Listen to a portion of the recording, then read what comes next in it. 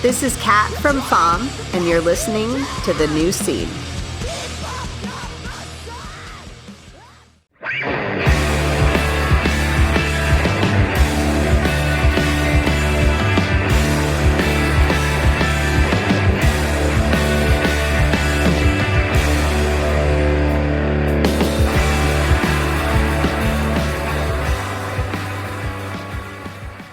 Hello, everybody, and welcome to The New Scene. I am your host, Keith, and we're back with another brand new episode.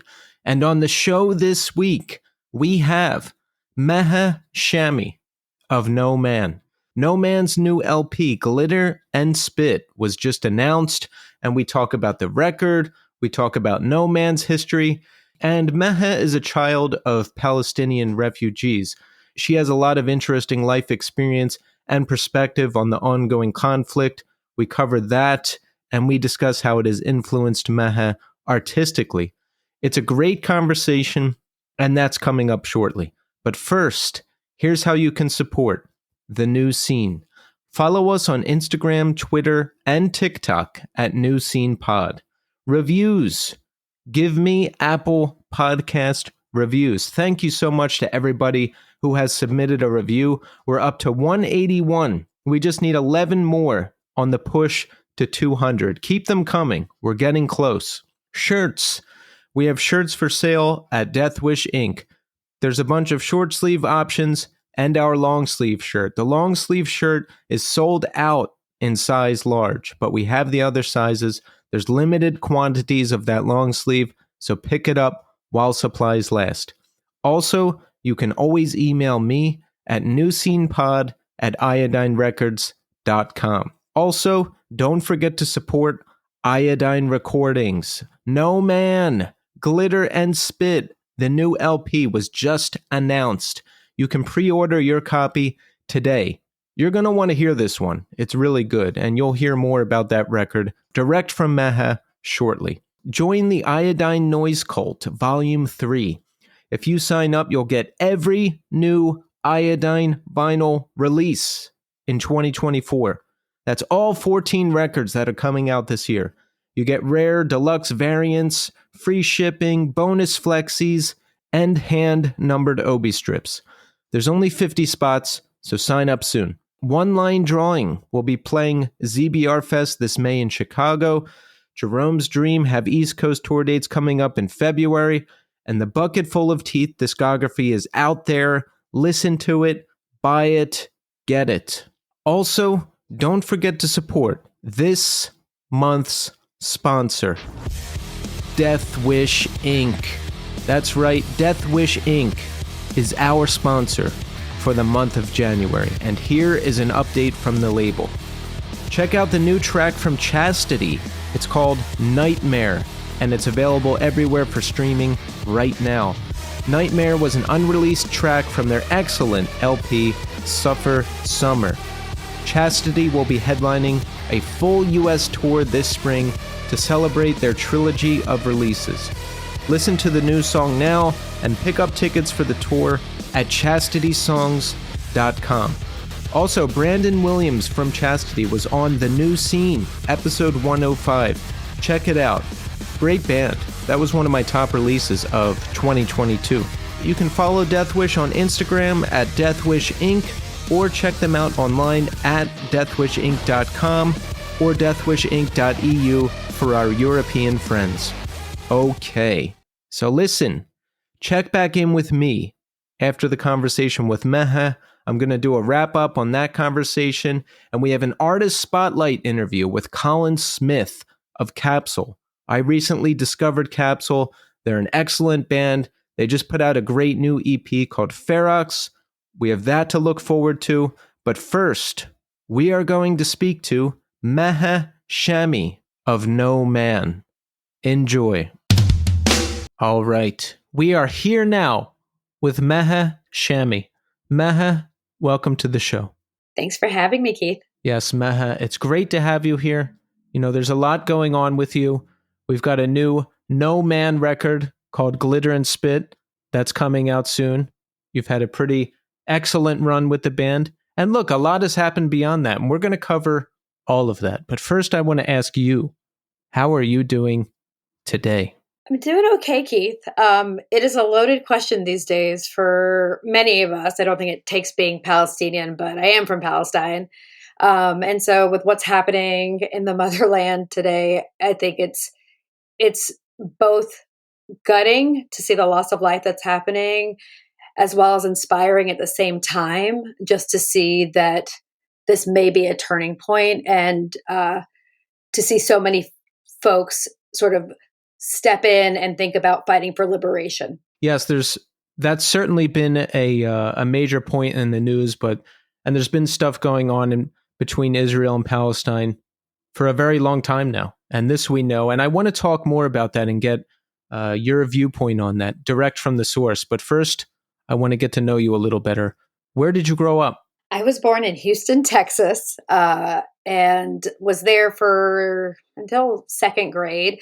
I did spend some of that time in Palestine, spent my summers there, spent part of second grade there, and then moved to the DC area, to Northern Virginia, and have been here since I think 87. So have really spent some time there. But again, I think that DC has definitely been where I've sat put for a very long time. Right, right. Your parents are actually Palestinian refugees, yes? That's right. They were both born in Palestine. My father came here for his education and was not able to return. They were born in Palestine before 1948 when Israel was established. So what happened? Your dad came here for school, tried to go back, and they just said no? I don't know if it's as quick and dry as that, but he came here. There was a moment in time where they were handing out something called a huwiyah. It's like a birth certificate, something that mentions that you're able to stay there. Although I don't know. There are plenty of people that have that are not able to return. So I think they're just part of a broader expulsion of Palestinians over time, like that has been happening since 1948, when 750,000 Palestinians were expelled as part of the Nakba, which is a term that we use. It means catastrophe. So some of that has been like just over time, but yes, unable to return. Wow. So they stayed in America and had you, and they're living in the DC area. Yes. Well, my father is no longer with us. He passed in 2017, but yes, he did. They came to America. Father was an academic, was an educational consultant. Mother as well was a teacher, and raised us here with close ties back home. You have siblings as well? I do. I am the youngest of four. Jamila, Mona, Hamuda, and myself. Oh, nice. So you said you would spend summers in Palestine. Now, did you go there by yourself? Did you still have family there? How did that work? We would just go back and see family. We still have family there now. We had a home in Ramallah and a place in Beit Tahta, which is the village that I am from. So, again, we'd always say, I'm going back home. It was not like a trip. It was really, returning home to be with a family that's there.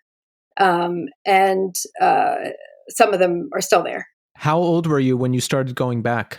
Oh, since I was, as long as I can remember. I have memories of being at our home in Betur as a very young child and hanging out on the land, eating food from the trees, eating nuts in our land. So as long as I can remember. Who would you go back with? Because your parents weren't allowed to return, right?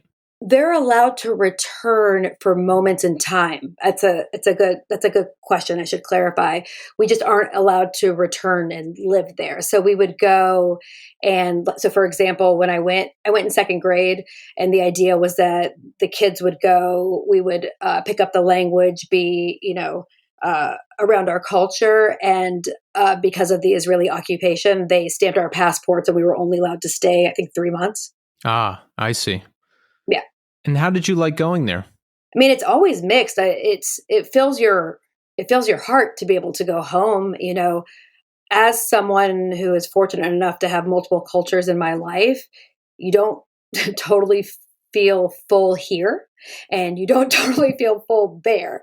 But going there, traveling there, uh, means arriving as an American with your American privileges. But if you're a Palestinian and you go through Tel Aviv airport, you are set in a special line. You have interrogations that exist. So it's a little bit loaded. Being with family, completely worth it. Being home, completely worth it. Arriving, being strip searched, especially as a child, not understanding why, being interrogated for hours, having machine guns in your face, going through checkpoints, and sneaking in to go home because a lot of the roads there they don't allow Palestinians on are like some of my earliest memories. So being strip searched and interrogated for hours as a child. Yes. So would your parents be in the interrogation room with you? Would they keep you separated? I mean, what was that like? Yeah, I do remember having my mother with me, but I also remember her fighting to stay with me. We didn't separate, with when there was an attempt for that to happen. And it was, I think as a kid, it was confusing. And in my adult life, which, it's been a minute since I've been back. The last time I went back was, I think, 11 years ago. And I went with my partner, Matt, and, still had the interrogation at that point. So going through it as a child, versus going through it as an adult when my parents, weren't there, it sort of gives you another lens, and honestly speaks to my parents' ability to show up for their kids fearlessly, make sure we felt confident, that we were going to be okay, and to, persevere in some pretty humiliating circumstances and treatments. Do you remember being young and asking your parents, like, why is this happening? Why are they doing this? And your parents having to explain this big situation to you? We understand. I mean, being born Palestinian, you're born with this cause. You go to school. Palestine's not on a map. People are confused. Some people deny your existence, and so I wasn't super confused. Like I knew that we weren't going to be treated the same as others. Mm-hmm. And I don't know. It was sort of like it's resistance to keep returning back when you were being treated that way because it's supposed to deter you. So it sounds like culturally you're aware that people are aware of the situation. And so because of the Israeli occupation, mm-hmm. It's made very clear they don't want you there. But culturally, we keep returning because this is our home, yes? Yeah, I think that's well said.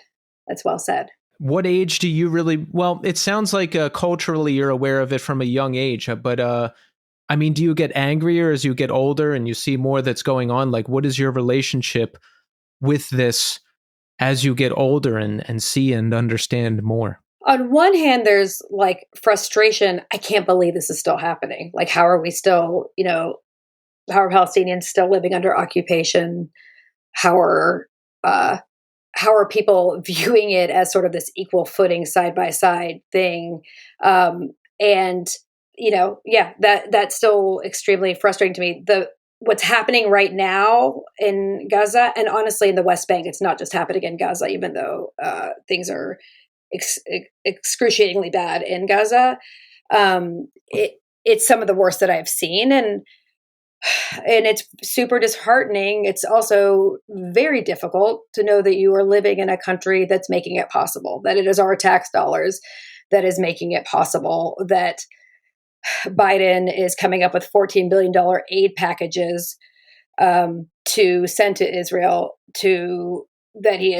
that the Biden administration is bypassing Congress to transfer $150 million in military equipment, that they're rushing sales of thousands of munitions to Israel, skipping standard, periods that are usually observed. The flip side of that is there are people who aren't born Palestinian like myself that are adopting our cause. And that is very inspirational. And it does make me think that though the cost is high, that this is a turning point. Yeah, that's something I was interested in asking you, Meha, because I see a lot of well, there's no better way to say it. I see a lot of white people talking about it and sometimes Sure. arguing about it on Twitter back and Yeah. forth, and people are crying anti-Semitism and other people are saying no, it's simply a genocide. That's what's Yeah. happening, and the American propaganda is covering it up. And look, for me personally, Yeah. the news sources that I trust, which are not mainstream American news sources, Yep. it seems like there's a genocide going on, and Yep. people are covering it up. And from people and news sources that I trust, that seems to be the talking point that is going on. Absolutely. And, this crisis didn't start 2 months ago, didn't start in October. It's an ethnic cleansing that's been going on in the works for over 70 years. It's not a war. A war assumes some sort of symmetry. So, you really need to think about the relationship between an occupier and people in a cage. And for Gaza, people who have been in an open air prison. So I think that's fair. And, it's upsetting because anti-Semitism is a problem and it is prevalent. And we need to make sure that we are calling things out for what they are and uh, working with intersectionality top of mind so that we can combat systems of oppression. That makes sense. That makes sense. But back to the white people arguing thing, the question I wanted to ask, Sure. are we helping? Like, if we're informed, if we're involved, if we're Yep. protesting, are Yep. we helping? Do we want us involved? Yeah. What's your viewpoint on that? I mean, we need someone to help us carry the water. I do think it's important to amplify Palestinian voices for sure, but I think those things can coexist. Mm-hmm. There are days where I feel broken, depleted. I feel like I'm starting to disassociate. I'm like, if we're looking at what over 1,000 children have had one or both limbs amputated. Yeah. Uh, Surgeries are happening without anesthesia. Like I can't believe that we are at this point in the world, and I am proud. I feel very grateful to have a platform. I will take whatever help we can get. And I think that change happens from folks. So the white people that you're talking about, many of them have been marching with us for decades. They're not new. And I do think there is, again, sort of a tipping point that happened where there's more folks and the younger generation, maybe also like on the backs of Black Lives Matter, like this country had an awakening of sorts. Mm-hmm. Not to say that that they're the same thing, but they're able to see some of the concepts that are similar. So I'll take it. I appreciate it, and I'm grateful for it. And I'd love for them to continue speaking up. Yeah, that's good. Thinking about it, all the like-minded people that I see, and they're easy to spot. They're involved in marches. They're out there. They're protesting. People are signal boosting on Twitter and other social media platforms to get through all of the propaganda that's out there, which is a lot. And yeah, I guess it's a tricky situation because I've been in this situation where, and this is what I'm kind of referencing with the white people thing, or I should just say non-Palestinians in general, not to generalize like that. But I've been in the situation where if you even bring it up to certain people, like Jewish people, I guess, if you even bring it up, you'll be called anti-Semitic, or it'll turn into a very heated conversation very fast.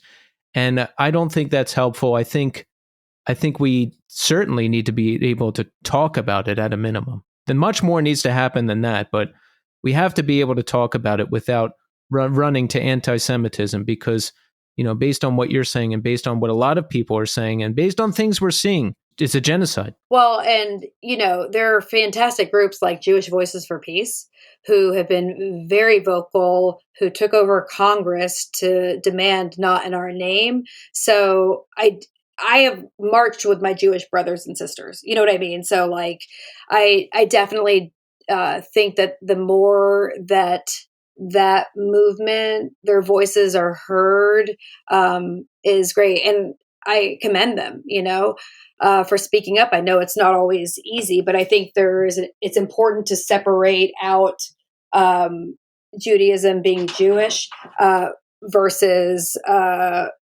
Zionism. And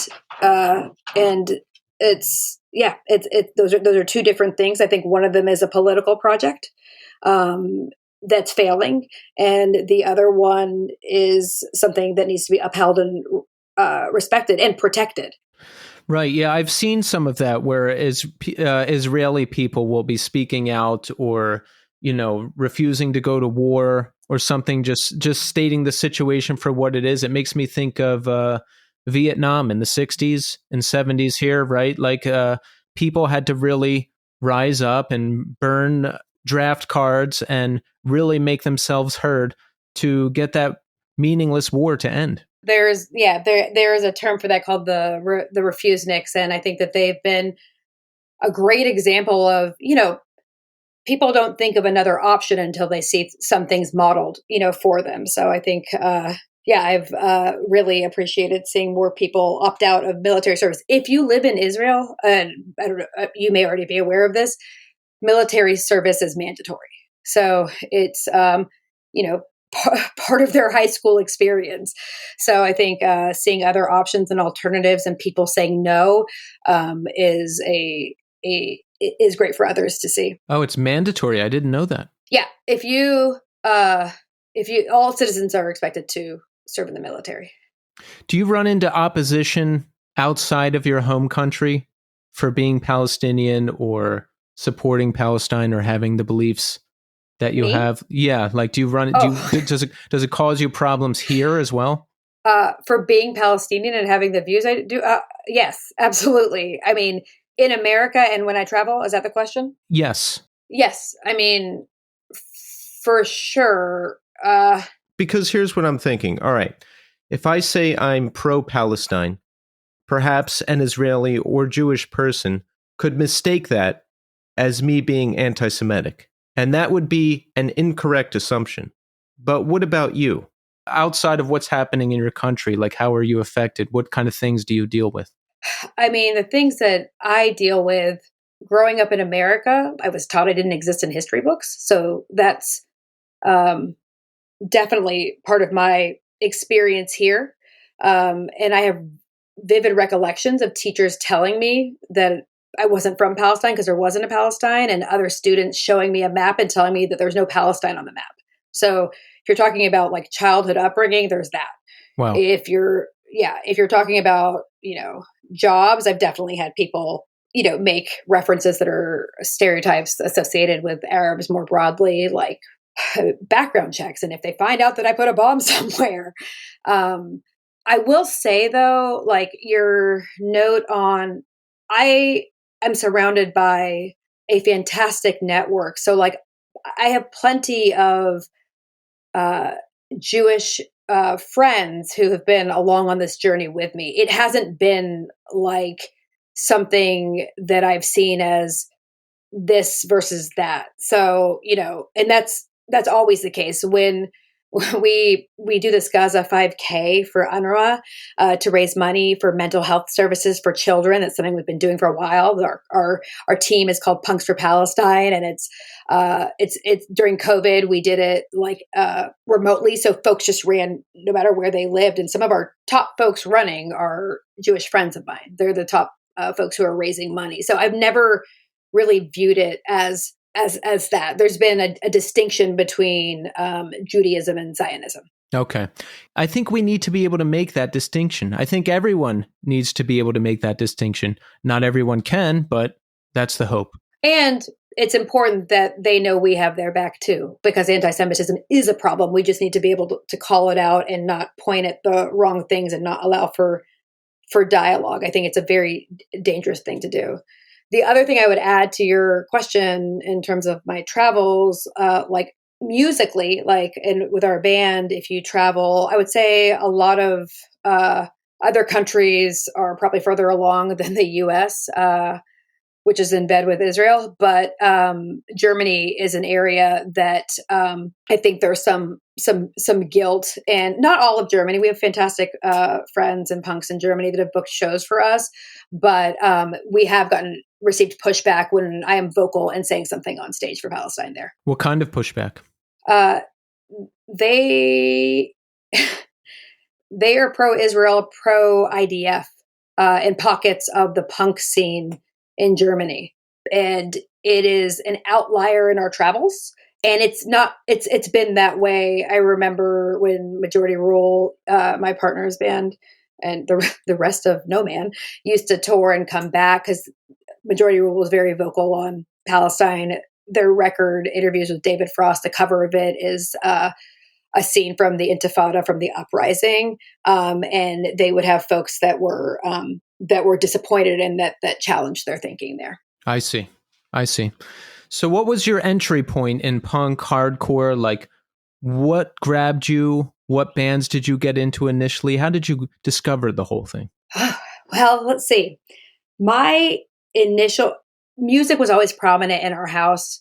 My family, my father had records from my mother too, from, famous like Arab Palestinian singers. They also had Johnny Cash. So like music was just like all in our house. And I remember like going to like Arab nightclubs and like as a family and like falling asleep there, because my family really just, enjoyed life, and music is a big piece of it.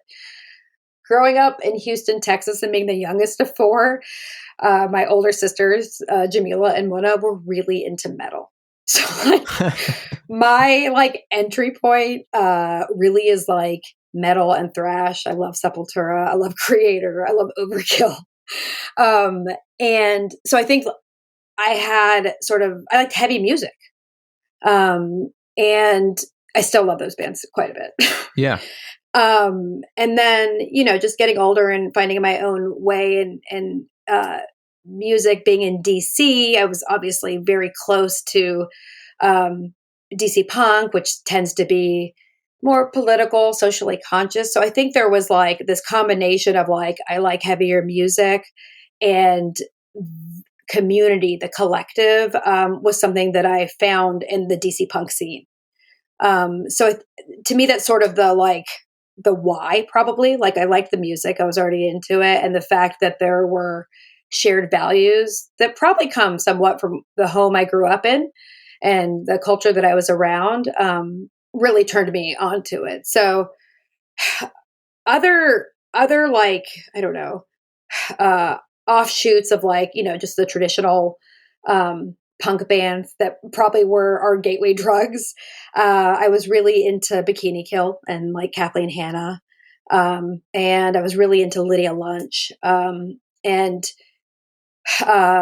Which Bikini Kill is actually playing a show that I'm going to in a couple of weeks. It's in Olympia, benefiting Palestinian children. So like the fact that those bands, those people that you looked up to are still speaking truth to power today is so heartwarming for me. So just a little side note.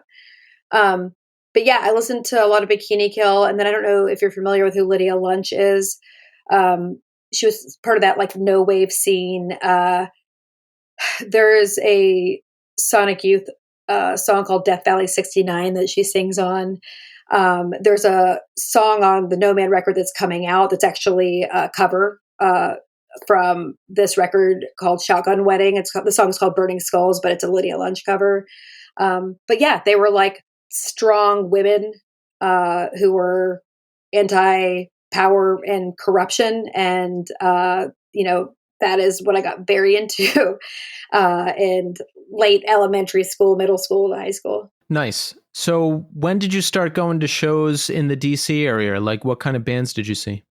In elementary school, my family had like one rule. It was like travel as a pack. Like we were always together. So I went to a lot of thrash and death metal shows in elementary school, and which so cool. I know it's very funny. I actually I hit puberty at a Creator show. which is just wild to think about now. So I started going to shows very young, and again, I was very lucky to have sisters that were kind to me, that brought me along, and to be exposed to all of that music. And then I just continued going to shows on my own, meaning like, Fugazi. I'm very lucky for where I live, going to the Fugazi shows in the area, and other, local bands, like Strike Anywhere.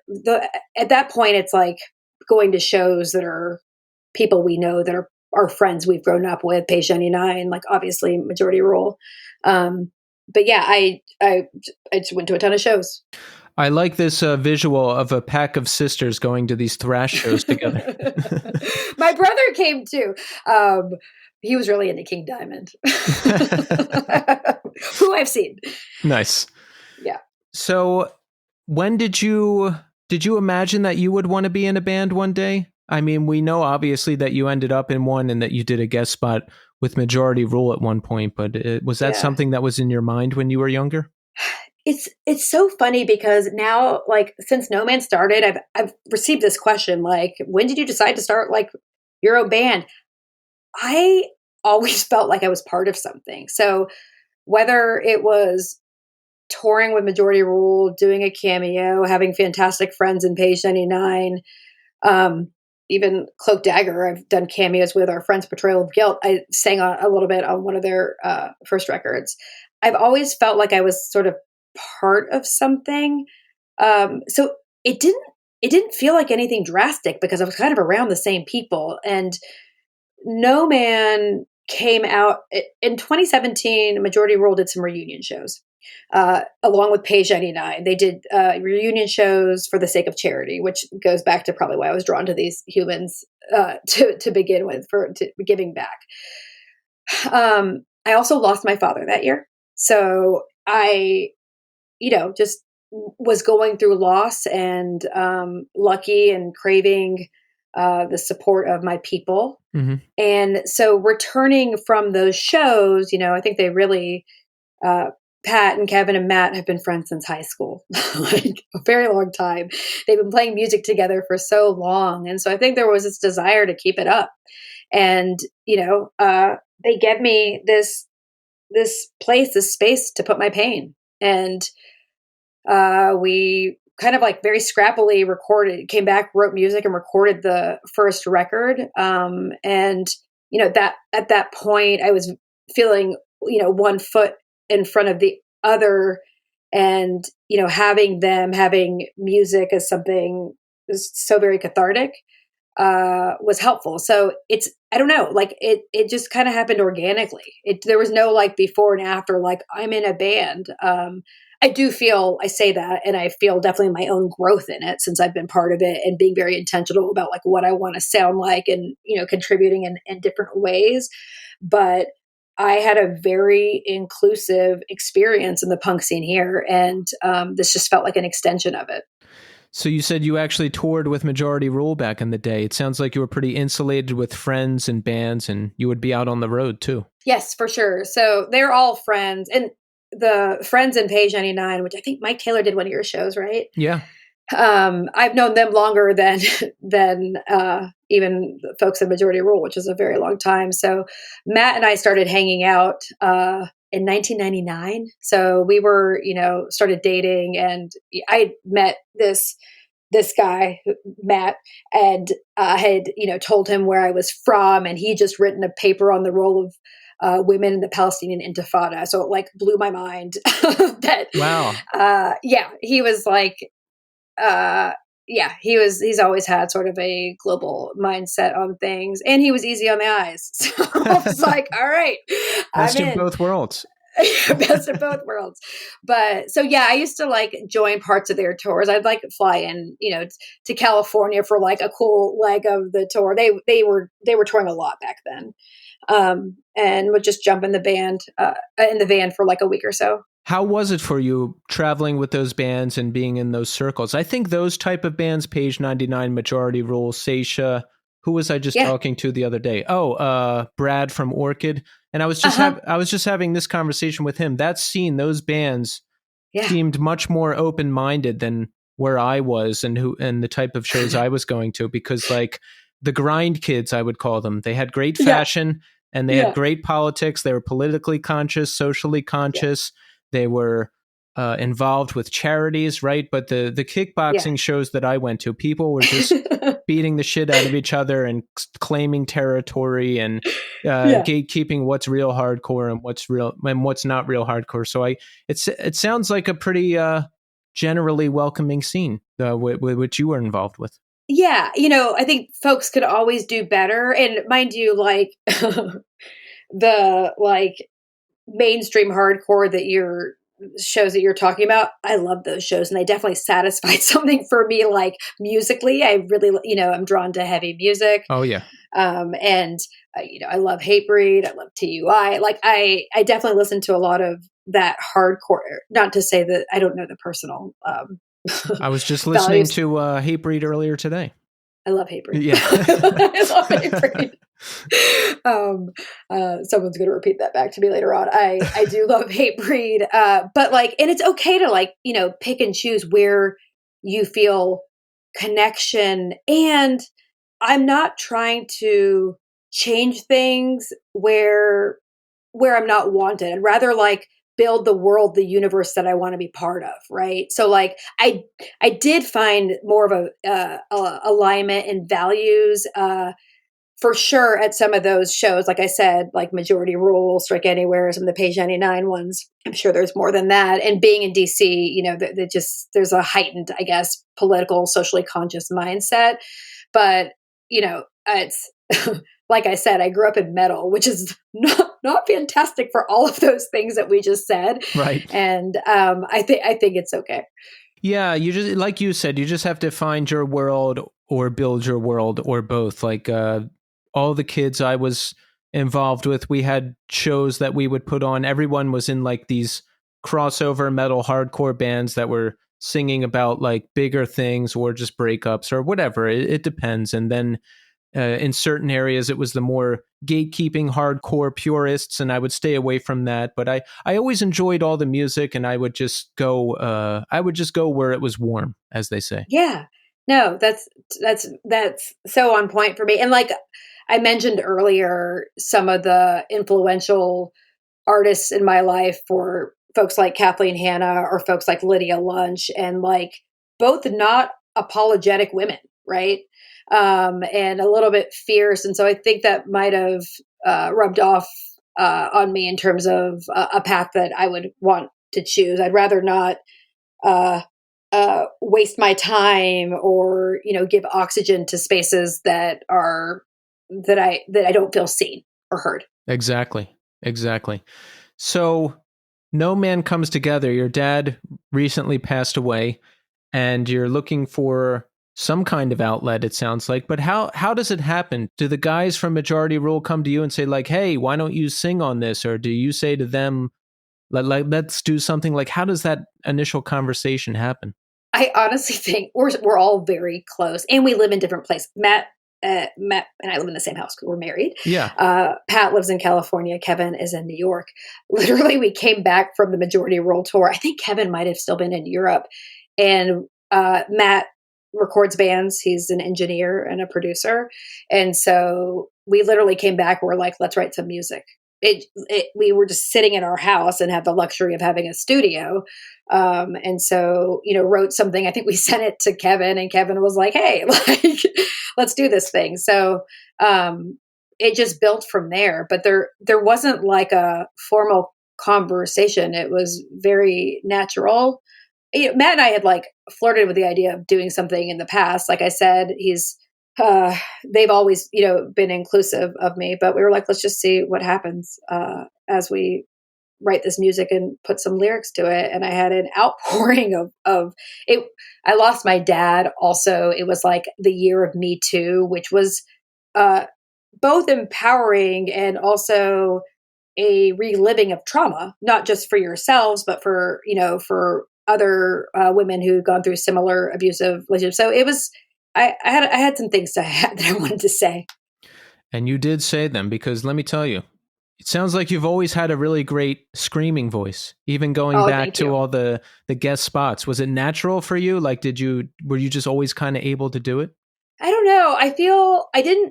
I was surrounded by support to say like, just do it, and keep throwing yourself at it. And I was certainly always like pleased with what the outcome was. But when I think now versus 2017 or 2018, whenever we started writing that first record, I have more intention now of an opinion of what I want it to sound like, and more ability to control those sounds just because of experience and playing shows and, the natural evolution of the band. So I appreciate you saying that. I do feel like I have more intention around it now. Oh, yeah. Yeah. Listen, I wish I could scream like you. I can't. I've tried. I've tried. But you know what? I do my own version of it, and that's fine. That's too funny. I do have moments where I've connected with other women in hardcore, like Sarah and Entry and Kat and Fam, both some of my favorite people, where we talk about things that might be unique to us. Actually, I don't know if I can throw Sarah in this category, but I'll out Kat because we both talk about this, where I'm like, yep. She's like, that song sounds brutal. And I'm like, I peed everywhere. So we've had some unique challenges, but also excited about the brutality that we can hit. Yeah, Kat has been on the show as well. She's great. Yeah, we went to Europe this summer for 3 weeks. We played Iceland first, and we shared a seat for 3 weeks. So we're very close, and I adore her. Yeah, now that you mention that, I'm reminded of all the amazing shows she talked about where they would played in Iceland and other places in Europe. And I was like, wow. We've been fortunate to do a number of shows with them, and we flew out to Denver to do their final show. And they're lovely humans, and they're like family to us. As we've been really, really lucky to travel together. They're an incredible band. To tour with a band for 3 weeks and get so excited to watch them play every night has been incredible. And again, going back to just like fearless women in hardcore, Kat, I have felt her support on every level, but definitely as it relates to Palestine, she's been very vocal. Nice. Yeah, a lot of people in our community have been very vocal about that. And I like that. Like, listen, people in the hardcore scene, in the punk scene in general, are usually pretty on the right side of things when it comes to these type of world issues. Yeah, I think so sometimes. Other times I feel like, we went and played Fest recently. And it's not to say that people aren't on the right side of it. And I love Fest. It's like one of my favorite events. But calling things out explicitly, like those coexist stickers that have like every religious symbol on them. Oh yeah, those are cringe. Right. It's like, I feel like there's a level of that can happen sometimes. And then there's folks that are, just being a little bit more direct and actionable about it. I think you're right. Like punk at its core is something that challenges like establishment and tries to break constructs. But sometimes I think people like things to be clean and, and pretty, and they don't really want to like be at odds if it feels like it's controversial. And that honestly, like sometimes people fetishize like a loud woman in punk. They're like, it's great to have, more women in punk, but they're excited you're loud and you have a mic until you're using your platform to confront abusers. Right. Right. Or like they're excited you're on the mic and being vocal about socially conscious issues until you're causing disruption to like status quo ideals. And so it's uncomfortable and it has a little bit of confrontation. I'm okay with confrontation. And I think that it's important that we continue to light that fire and push things forward. Yeah, I'm talking about the people with a real message. Like, forget the platitude people. Like, if a punk band is like saying, vote, yes. I'm like, fuck you. Like, voting is meaningless. It's true, everybody. Yeah. I'm sorry. Like, I'm talking about someone like Jesse from Stick to Your Guns or yourself who has a very direct, clear message in the area of like things that are actually going on. and 100%. where we need to be. And that's more the side I'm on. No, yeah, Keith, you and I are going to be good friends. That's right. I agree. Yes. All right, good. So, No Man, we have the band together. When do we start playing? How do we start playing? Are we gigging around DC? Like, tell us about it. No Man is very fortunate to have friends that are taking us along. So we're gigging, and we're gigging intentionally because we live in different places. So our friends in Darkest Hour and Damnation AD take us on some of our earliest shows. I think mostly East Coast. And yeah, that was, I think, the first set of shows that we played, and just really felt that support again from folks that are in established bands that have that are giving us a chance, that they have no reason where they have to do this. They're just solid, supportive people who I appreciate. Yeah, that's how we get our start. So we have the new record coming out, Glitter and Spit. Now, because I am a major figure in the world of podcasting now, in my own mind, I heard in advance of the record, and I have to say, fantastic job.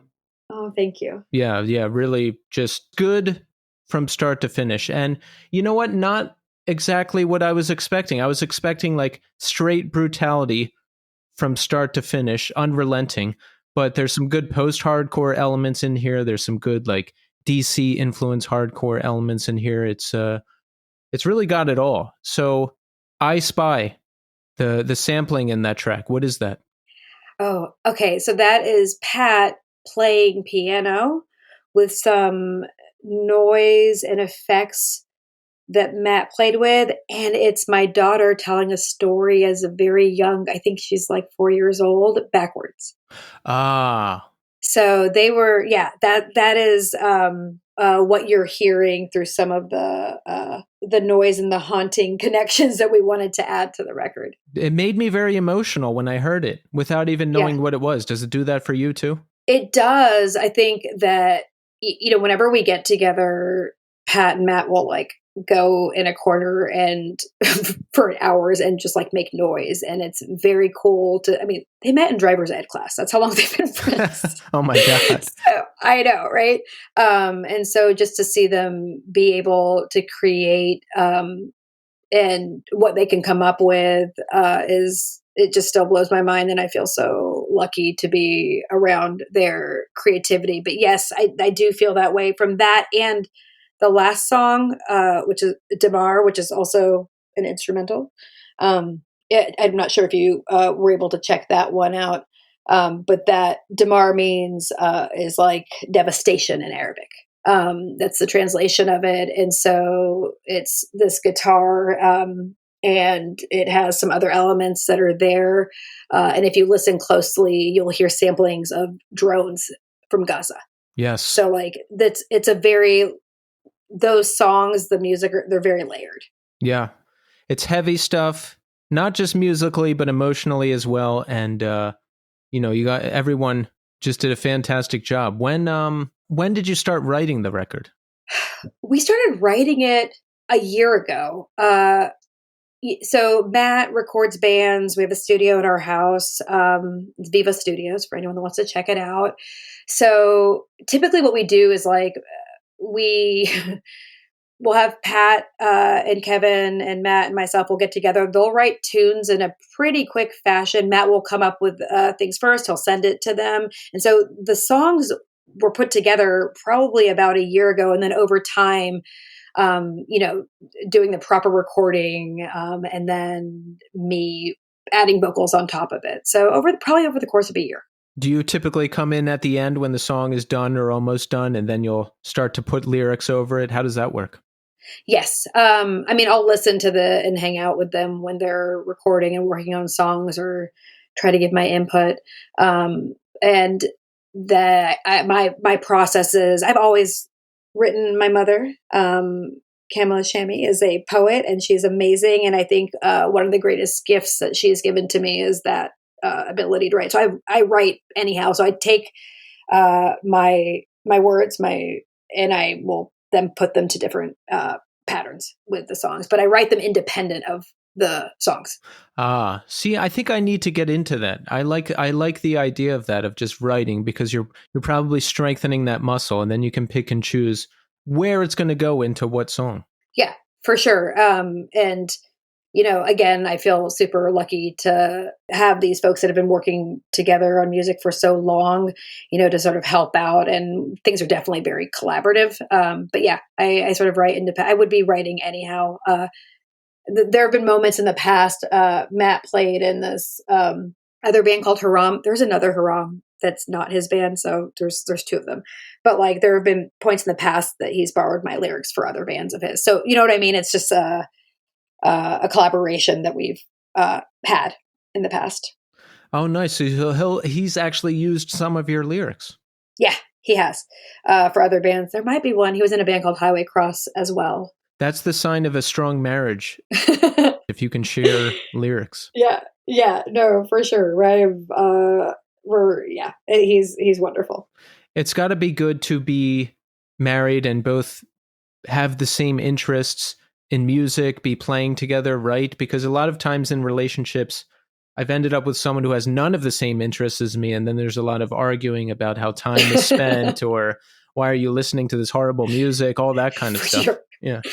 We may have a little bit of that, but for the most part, yeah, we have a lot in common, when it comes to appreciation for like family and, just like counterculture ideals. So I do feel super fortunate. Again, we met when he was 19 and I was 20. So in some ways, like, our parents even helped like raise each other. Our families are all one. So, yeah. How did you hook up with Iodine Recordings for the record? It's interesting because we have always put out our own music, sort of like intentionally.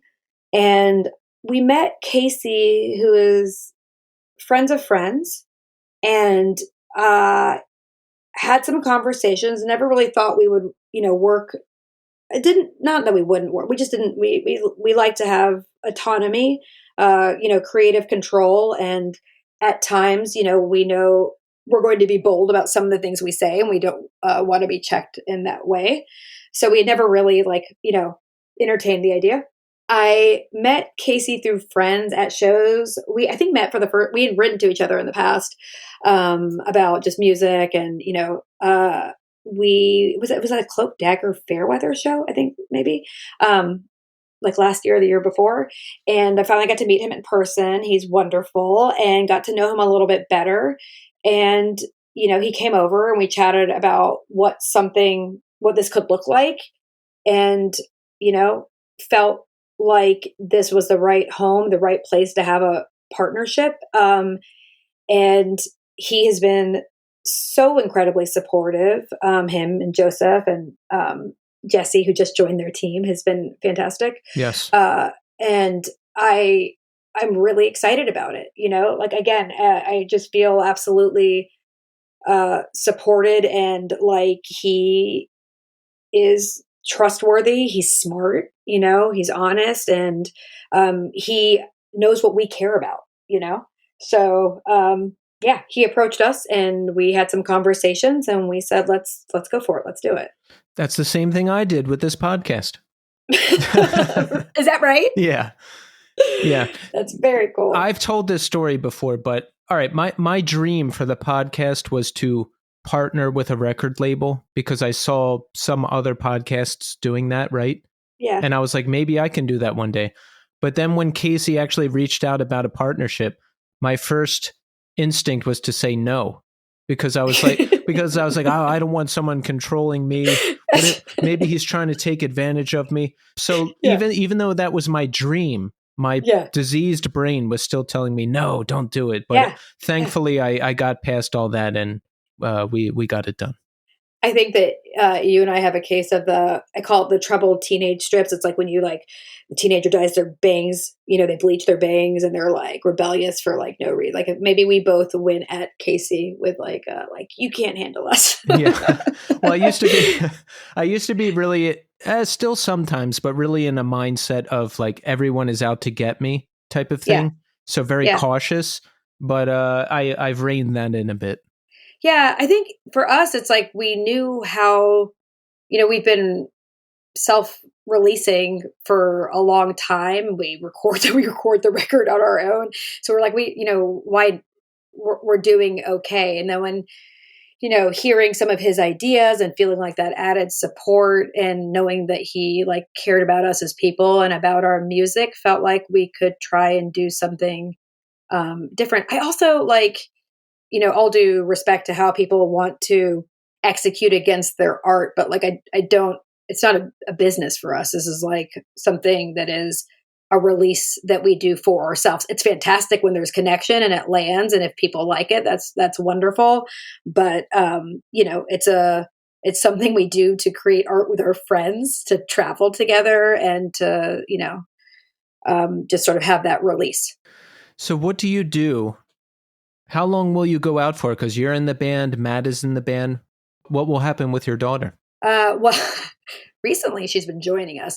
I am very lucky. My mother and my sister are nearby. So, for example, when we went to Europe this summer, 9 of us were in a very small van. Like I said, I was sharing a seat with Kat. And so my daughter, Cammie, she stayed here with my mother and my sister. Very, very lucky. Like I said, like I've always sort of had this collective mindset, and it's because of the home I've grown up in. Yeah. However, like when we played Fest, Cammie came with us. She loves Fest. She loves checking out all the different bands that are there. And so when we can swing it and it makes sense, she joins us. How old is she? She just turned 12. Ah, okay. What's going to add some more interesting measures is Kevin and his wife Carolina had a baby 3 weeks ago. Oh, so yes, so like we're gonna be rolling hard as a family band, but we're gonna figure it out. You're gonna be touring in a minivan. We have a our home. We have is it a 15 passenger van? Matt's car is a van, which again, like the more the merrier to join us. So yeah, we'll see what that looks like. What does your daughter think of the type of bands in this scene in general, and of you in a band? I mean, she was born into it, so it's been pretty normalized. The majority Rule Page 99 reunion shows were during her spring break. She went on tour with Betrayal of Guilt, majority Rule and Page 99. That's the coolest spring break ever. And mind you, everyone treats her like she's their own, like she's a part of it. So I don't think it's that strange because of what she's been exposed to. Now that she's like older and has, her own interests, she definitely has like an opinion on bands she wants to see. Like recently, she really loves Piss Jeans. And so she was like, I want to go see Piss Jeans. They're playing in Philly. Take me. And I also love Piss Jeans. I was like, sure. It's like, but she's like having more of her own drive and opinions. And like, when we went to Fest, Night Witch is like one of her favorite bands. She's really into merch and checking out the different merch tables. Her and Jason Mazzola share that, so she'll report back on merch to him.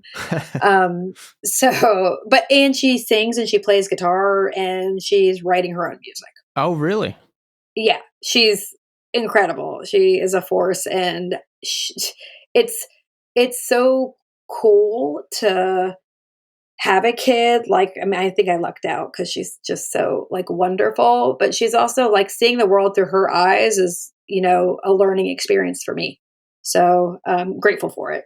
This kid is on the right path. she really is. I love it. She really is. Yeah. So Glitter and Spit recorded before the latest horrible news with Israel and Palestine, yes?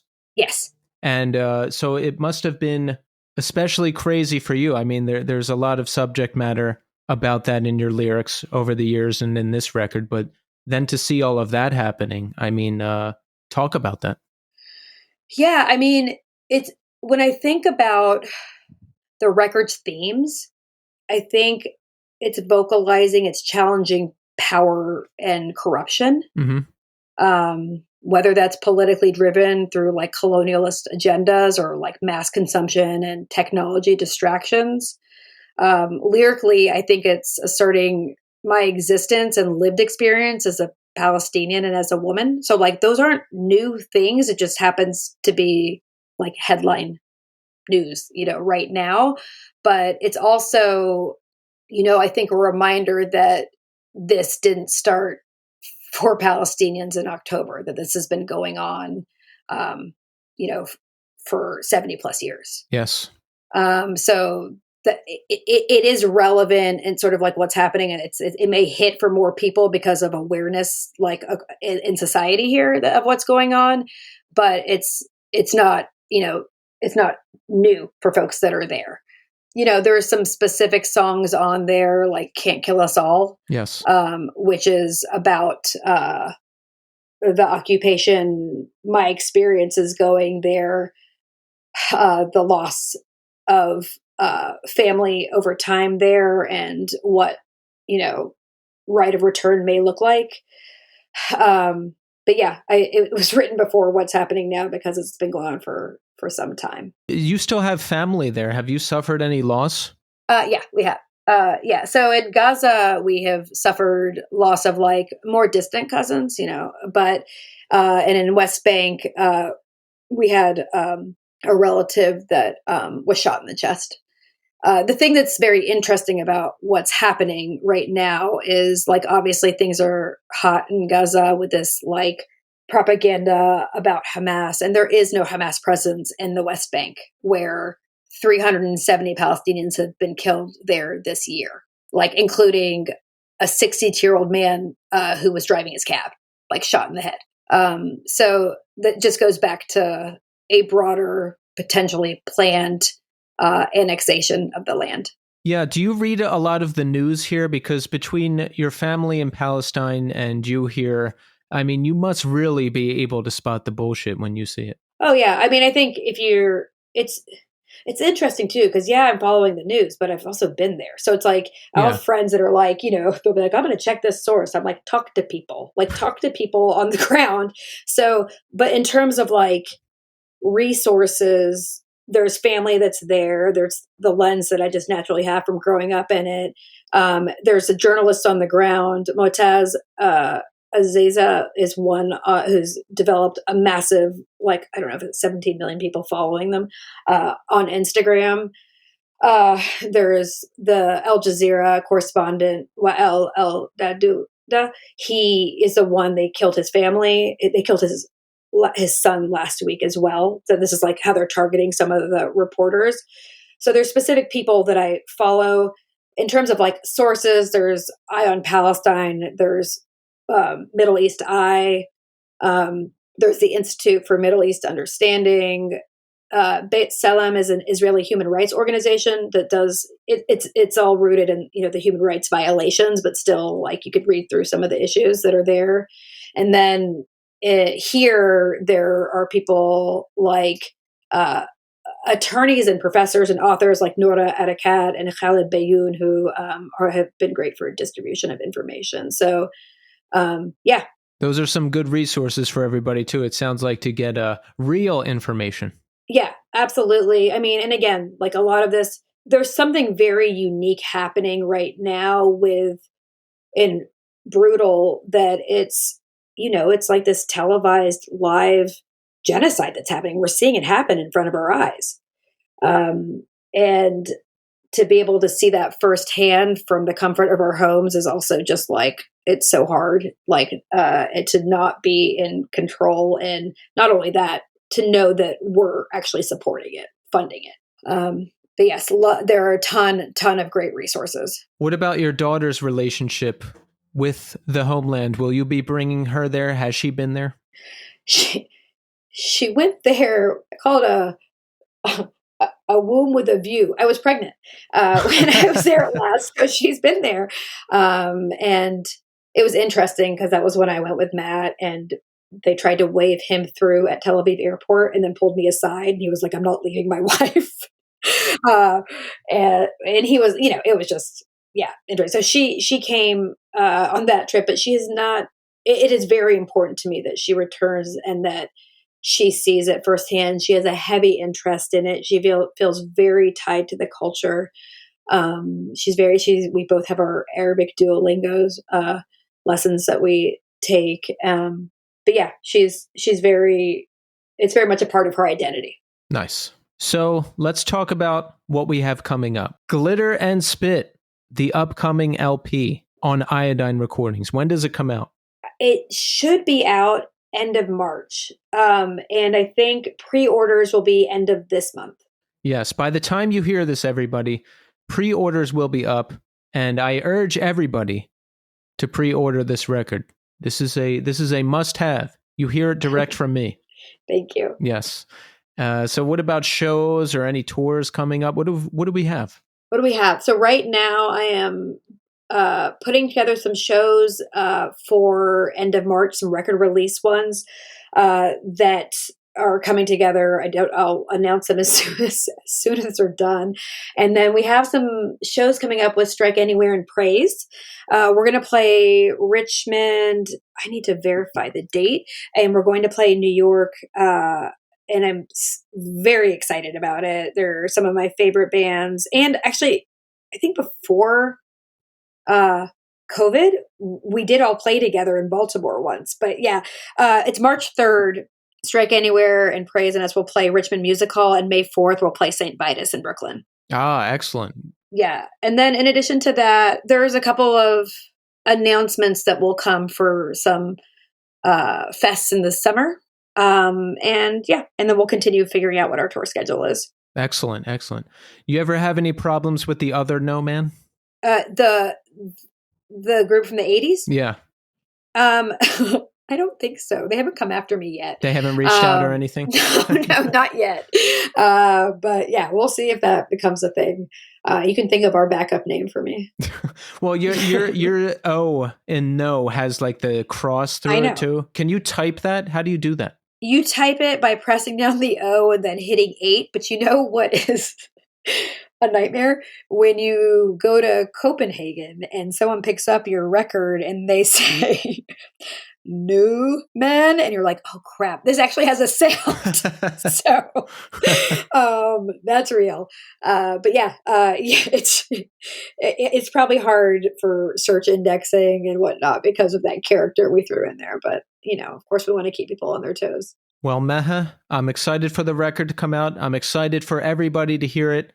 And I hope this record brings you and the rest of the band a lot of opportunity because it's great. And I just want to say thank you so much for coming on the show. Awesome. Thank you so much for having me, Keith.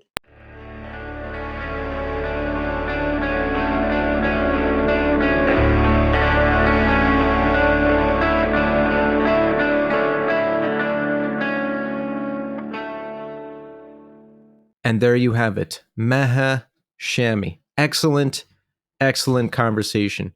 I really can't wait for all of you to hear Glitter and Spit. It's so good. You're not going to be disappointed. And getting caught up on the history of the band was great. And of course, it was super powerful to hear from Maha about the ongoing conflict and everything that's happening in her home country. And for myself to get educated on what's going on over there. And I wanted to clarify a couple things. When I said I don't trust mainstream American news sources, that doesn't mean I'm getting my news from Facebook or Reddit conspiracy theories. No, organizations like CNN or Fox News, they're owned by somebody, right? So there's going to be a slant, and we know that America backs Israel and the conflict, and we know that there's misinformation out there. So I like to hear direct from the people, direct from people like Maha, right? She has family there.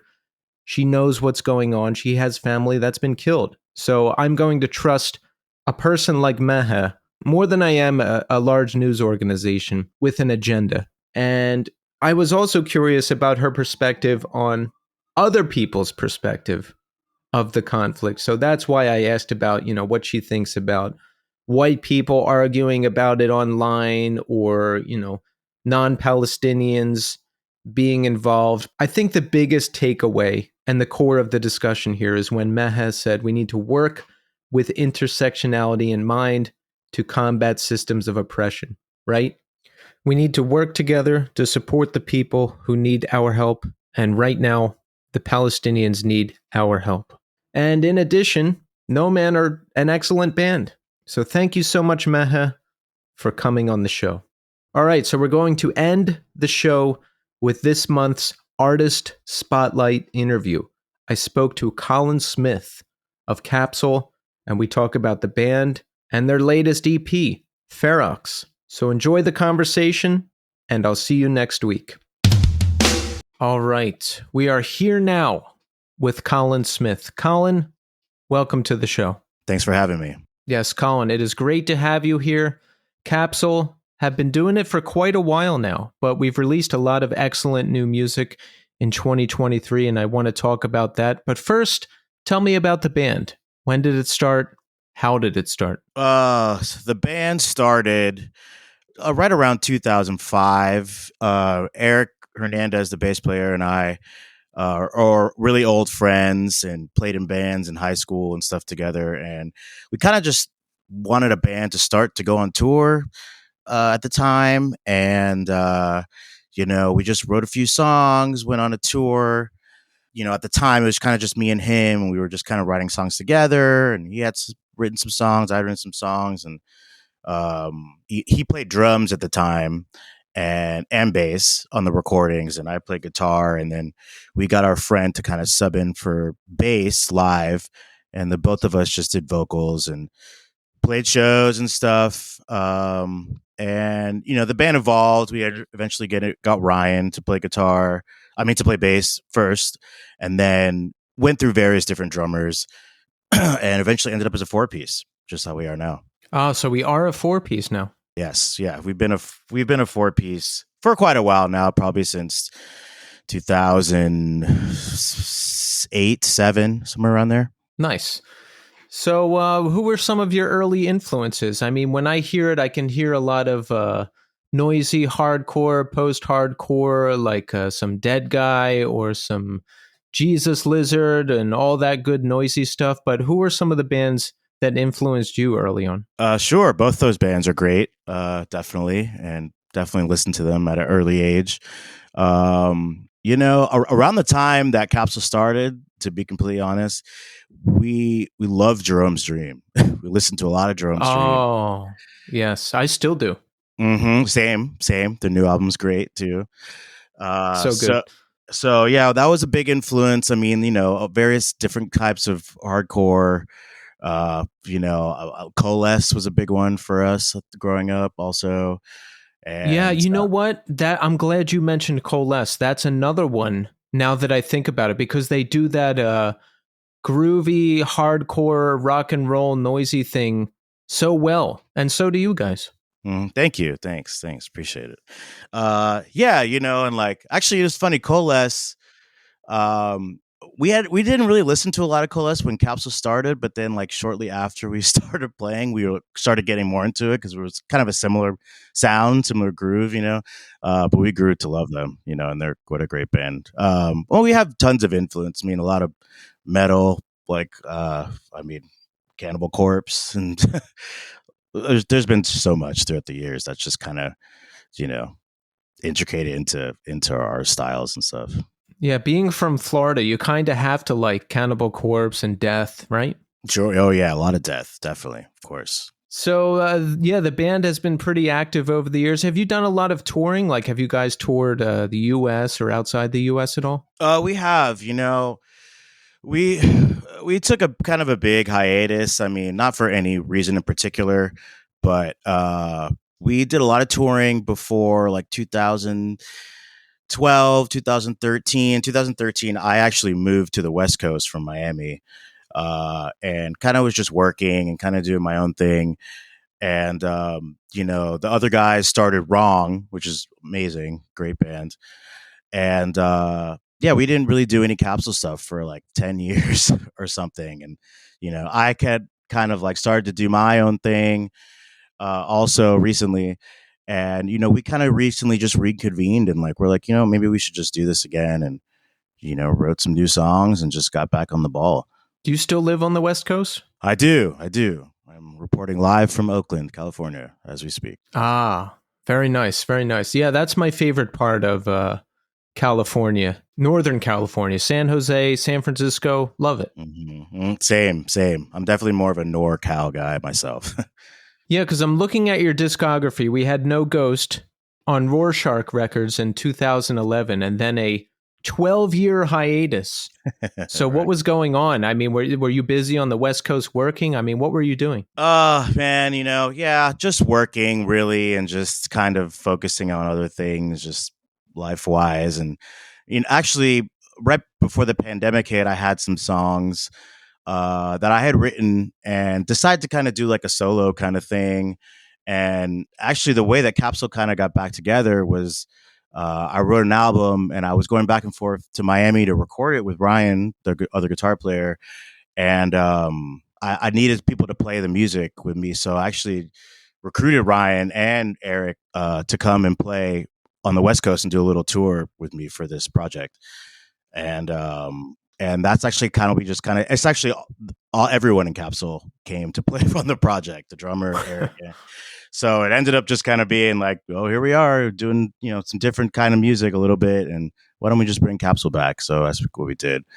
Yeah, who brought that up? Because if I was together with my band, but we weren't my band, I'd be like, wait, why don't we just do the band? Right.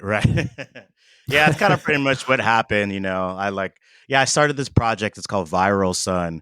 It's like pretty much, it has like a hint of Capsule in it also, but I kind of focus more in the singing kind of. I tried to do like some R&B kind of influence singing over the music. And so like, they came and we did a couple tours over here, and then we were like, we should just like do some more Capsule stuff and kind of start that back up again. So we did. And, it's great. It's great to have the boys back together and, be writing for Capsule again and just kind of just go in that direction. Right. What kind of work do you do? Oh man, different types. I was managing a couple bars out here, and now I'm just kind of doing some freelance art stuff and still working at bars here and there. So it sounds like if you want to, you can make the time for yourself, right? If the band's going to go out and tour a little bit. Definitely. I'm kind of hoping on it. It's been great. Doing releasing this new EP and playing shows as Capsule again, and we played the fest in October, Gainesville Fest, and it was a lot of fun and it was great. And it was just like that feeling of just coming back together, of family, and it was really cool. Oh, that's amazing. Yeah. So yeah, the band is back in a big way. We have 2 releases in 2023. Right? Yeah. So A actually was technically released in 2013 or 12, but we didn't have anyone put it out. We kind of just put it up ourselves online, and that's right around the time that I moved to California. So it didn't really get a lot of recognition, I guess. It was just kind of, we put it up and then we played a couple shows and then I moved and we didn't play after that. So our friends, Rorschach Records, Curtis, great guy, linked together with Robotic Empire, who actually put out our first record, was based out of Richmond, Virginia, but now is based out of Seattle, I'm pretty sure. They came together and put the A record on vinyl for the festival and just kind of, brought it back so we could kind of re-release it and just, which is great, and the packaging and everything looks great. So like, yeah, a lot of people have been coming to us like, oh my God, this is like a new record. And we're like, no, it's old actually, but it's just getting re-released and it's pretty funny. Yeah, just say it's brand new. People won't even know the difference. Right, yeah. Right, exactly. How did the show go at Fest? That must have been pretty amazing to play. It was really good. We played with Jerome Dream also, which is really cool. And like, some of those guys live over here actually in NorCal in San Francisco, I'm pretty sure. And so actually one of the bars that I work at, one of the other bands had played there, Loma Prieta, Sean, the guitar player. So I just recently had seen them right before we had all played the fest. And I was like, hey, like, we're going to play the fest together. Like, and they're like, oh, that's really cool. So at the fest, we, talked and just hung out and just, we got to play right before them. And it was really awesome, just especially growing up listening to them and just, and the show was great. The show went great. MS Paint played too. As Friends Rust played, just a lot of cool bands, just very diverse, and just we used to play the fest pretty much almost every year before I had moved to the West Coast. And it was cool just to like get back in that element and just like, reconvene with all our friends and just do that whole thing again. Cause Gainesville has a real special place in our hearts. Definitely. Nice. So we have A, which came out again in 2023, but I'm just learning that it's actually an older album, which surprises me because it's such a strong release, because I listened to A and Ferox, the new EP, back to back, and I was like, wow, these guys are back in a big way. We've got a huge sound, a strong sound. Things are really happening here. So Ferox is the new EP, which just came out in December, yes? Yes, definitely. Yes. So when did you guys record that? How did that come together? So pretty much, I think it was like October we went to record it. Eric's a big, strong songwriter of Capsule and has been for a long time. And so he pretty much had written these songs, maybe during the summertime, right before the summertime. And he's like, hey, I got some new songs that we could do. We could get together and work on them and then go record them and try to have them out before the festival. So we're like, yeah, for sure. So we, I flew to Miami, we stayed there for like a week, went through the songs and just kind of banged it out and recorded it. And it sounds great, and like we were super happy with how it came out and that we got to release it before 2024 came along and that, it's people are liking it. So that's really cool. Yeah, it was recorded and mixed by Ryan Haft, who plays bass in your band, correct? Guitar. He's the other guitar player. Yes. He used to play bass. Oh, okay. So he's guitar now. Yeah. Right. Yeah. He's an engineer, that's what he does for a living. And, he's great. He's recorded a lot of bands in Miami. He's recorded a lot of different genres of different musicians, still does. He's got a great studio down there. And, we've always kind of, ever since the No Ghost record, we've been recording with him pretty much. And just, and it's great because we get to take our time and, really get in there and do what we want to do musically. And, it's awesome. And the studio he has now is amazing. And, it's just very comfortable to be able to record with him. That's awesome. Yeah, the recording is really good too. So how does it work when the engineer is in your band? Do you have to say like, hey, do we pay you? Do we not pay you? You're in the band. How do you work it out? It's a little bit of both, everyone needs to make money, right? So, you get charged the friend rate maybe? Right. Yeah. We could charge the friend rate. He makes a little money, but it's also for his benefit too, because it's our band. So we give him a little, make sure he gets a little bit of money, and then we get to like really just take our time and just kind of get in there and work hard on the record, and it's awesome, because we get to just do it at our leisure, and it's really makes it a lot easier. Definitely. Yeah, that's got to be good not to have to rush, because usually I only have 2 days to get it all done because I don't have a lot of money and I'm rushing, right? That's probably the case for most people. Yes, definitely. We definitely do try to do a lot of pre-production though before we go to the studio. It's been a thing that we've always kind of done. So, even if it's great that we don't have to rush, but once we get in there, we kind of know what we want to do.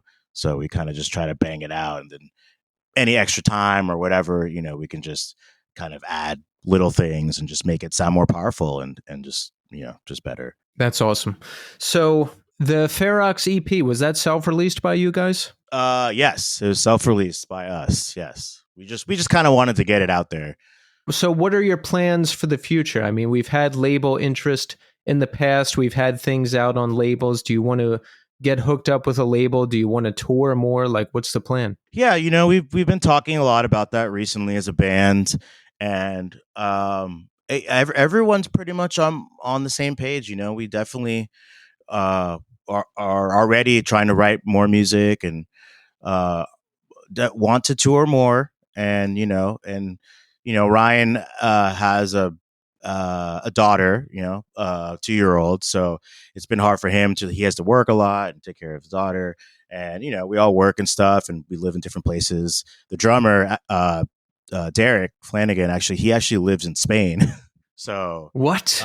yeah, yeah. So wait, you're telling me you guys are in California and Miami and Spain? That's correct. That's correct. Yes. Oh man. I know. Wow. I know. We make it work. We've always kind of made it work, though. It's just how. Pretty. Derek. Derek. He's originally from Boston, and when he started, he actually played drums in a band called Furnace a long time ago from Boston that Capsule toured with, and Furnace kind of disbanded at some point, and we were just going through different drummers, and he's a good friend of ours and he's a great drummer. So we just kind of had him play drums for a tour, and we were like, oh, this works perfectly.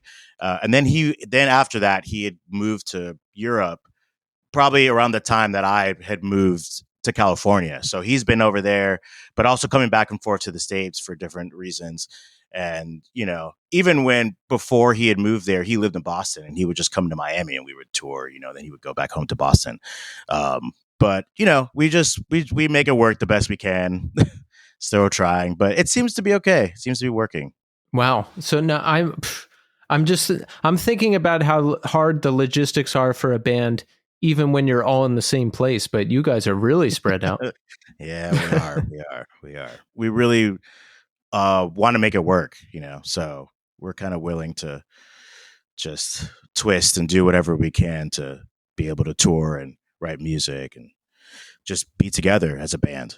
Yeah. And it sounds like you are making it work because we have the new EP. It's excellent. So make sure everybody out there checks it out. Why did you move to the West Coast? I moved to the West Coast just kind of for a change of scenery. Honestly, I grew up in Miami. I love Miami. I go back periodically to visit my friends and my family. I just needed something different, and I'm really glad I did. It's opened up my eyes to a lot of different things, and there's such great people here and great culture, and it's amazing.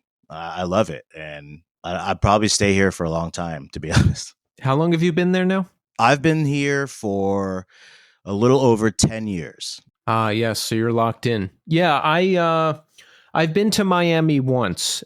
Actually, this past summer, my band was on a little run down in Florida and South Carolina, and wow, Miami is crazy. Like the place, the club we played, right? It turned into a nightclub, and then I went into the bathroom, and everyone was like exchanging cocaine, and I was like, wow, I thought this was just a stereotype, but like it's happening. And then there's this main strip, and we were like trying to load out equipment, and we saw like 4 Ferraris drive down the street, and everyone was decked out in cool clothes, and it was such a scene. That's cool. Did you play at Las Rosas? Was that the venue that you played at? Hold on, I'm going to tell you. Gramps. Oh, Gramps. Yes. Yeah. Gramps. Great place, actually. I love that place. Yeah, I wish there would have been time to, I don't know, drink a Cuban coffee or have a Cuban sandwich or take in more of the culture of Miami, minus nightclubs, because that's not my thing. But, we just kind of got to the venue and played. But I can see how you'd want to get out and be somewhere else, because Miami is kind of isolated all the way down there in Florida, It is. It's definitely its own thing. It's very isolated, even for growing up, like, trying to see the bands you've always listened to, it's like kind of a luck of the draw if they decide to come all the way down to the tip of Florida to play there, But yeah, in California, it's like the exact opposite. I mean, there's so many concerts, I can't keep up with them. My friends, I have different friends hitting me up every week, like, "Hey, you gonna come to this concert with me?" And I'm like, "No, I have to work." And it's a lot. It's great, but it's a lot, too. It's better to have too many options and have to pick and choose than 0 options and wishing everyone were coming through, right? Agreed. Definitely, yes. Well, Colin, listen, I love the band. I encourage everybody to check them out. I'll add them to our playlist. The new EP, Ferox, was just released this past December. So let's support Capsule, everybody. I mean, come on, what are we doing? Hey, thank you so much for having me. I really appreciate it. And yeah, definitely check it out if you guys can.